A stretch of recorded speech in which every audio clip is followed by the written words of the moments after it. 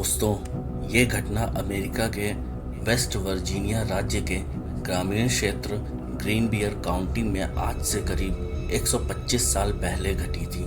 इस गांव में इरस्मस एडवर्ड शू नाम का एक लोहार रहता था। इसकी 3 महीने पहले ही एल्वा नाम की महिला से शादी हुई थी।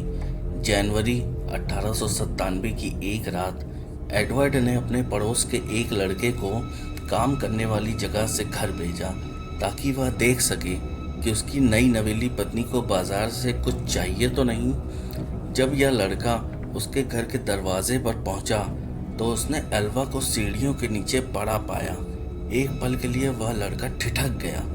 उसे समझ नहीं आया कि वह करे क्या। उसने एल्वा को सीधा किया और चेक करने की कोशिश की कि आखिर हुआ क्या है। एल्वा का सिर एक तरफ झुका हुआ था। पहले तो उसे लगा कि एल्वा शायद सो रही है। वह चुपचाप उनकी ओर बढ़ा और मिसेस शू कहकर उन्हें जगाने की कोशिश की। कोई जवाब न मिलने पर वह घबराकर वहां से दूर चला गया और उसकी माँ को इस बारे में बताया। पड़ोस में रहने वाली उस लड़के की माँ ने एल्वा को बेसुध पड़ा देख स्थानीय डॉक्टर और सरकारी अधिकारी जॉर्ज डब्ल्यू कन्नप को बुलाया। सूचना देने के लगभग 1 घंटे तक कन्नप घटना स्थल पर नहीं पहुंच सके, लेकिन तब तक एडवर्ड शू वहां पहुंच चुका था। एडवर्ड शू एल्वा का पति था। वह अपनी पत्नी के शव को वहां से उठाकर बेडरूम में ले गया। उसे नहलाया, कपड़े पहनाए और बिस्तर पर लेटा दिया। उसने अपनी पत्नी के मृत शरीर को एक ऊंचे कॉलर वाले कपड़े पहनाकर दफनाने के लिए तैयार किया और उसके चेहरे पर पर्दा डाल दिया। इस दौरान सरकारी अधिकारी और मौत के मामलों को देखने वाले स्थानीय अधिकारी डॉक्टर जॉर्ज डब्ल्यू कन्नप भी पहुंच चुके थे। उन्होंने मृतक महिला के शरीर की जांच शुरू कर दी। इस दौरान पति एडवर्ड शू अपनी पत्नी के सर को गोद में रखकर रोता ही रहा। जब कन्नप ने एल्वा के सिर और गर्दन की जांच करने की कोशिश की तो एडवर्ड शू नाराज हो गया और गुस्सा दिखाने लगा। कन्नप शू को नाराज नहीं करना चाहते थे, इसलिए वे चुपचाप वहां से चले गए। उन्होंने एल्वा के बाकी शरीर की जांच के दौरान कुछ भी गलत नहीं पाया। कन्नप कुछ हफ्ते पहले ही एल्वा का इलाज भी किया था, इसलिए उन्होंने मृत्यु के कारण को अचानक आई बेहोशी करार दिया। उन्होंने बाद में इसे गर्भावस्था से जुड़ी परेशानियों से जोड़ दिया। एल्वा के शरीर को कब्रिस्तान ले जाया गया और दफना दिया गया। ताबूत में भी एल्वा के सर और गर्दन को शू ने किसी को ना तो छूने दिया और ना ही देखने दिया। हालांकि इसके इस अजीब व्यवहार को लेकर वहां मौजूद लोगों में कोई शक पैदा भी नहीं हुआ, लेकिन एल्वा की माँ, जो अपनी बेटी की मौत पर ज़रा भी यकीन नहीं कर पा रही थी, एल्वा की माँ मैरी को छोड़कर हर कोई इस मौत को प्राकृतिक मान रहा था। वह शू को कभी पसंद नहीं करती थी और उन्हें बिना सबूत के ही यह यकीन हो गया था कि शू ने ही उनकी बेटी की हत्या की है। पर बड़ी बात यह थी कि सिर्फ एल्वा ही बता सकती थी कि उसके साथ हुआ क्या था।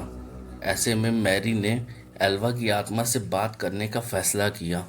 उन्होंने आत्मा बुलाने के लिए विशेष पूजा और प्रार्थनाएं शुरू कर दी। कई हफ्तों की सुबह शाम प्रार्थना करने के बाद आखिरकार एल्वा की आत्मा आ ही गई। मैरी ने दावा किया कि उसकी बेटी अपनी कहानी सुनाने के लिए लगातार 4 रातों से सपने में दिखाई दे रही थी। उन्होंने कहा कि आत्मा पहले उज्जवल प्रकाश के रूप में प्रकट हुई, फिर धीरे धीरे मानव रूप लेकर अपनी कहानी बताने लगी।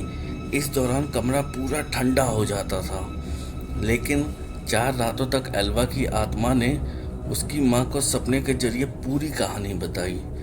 एल्वा की आत्मा ने अपनी माँ के सामने कबूल किया कि शू ने उसके साथ क्रूरता और दुर्व्यवहार किया।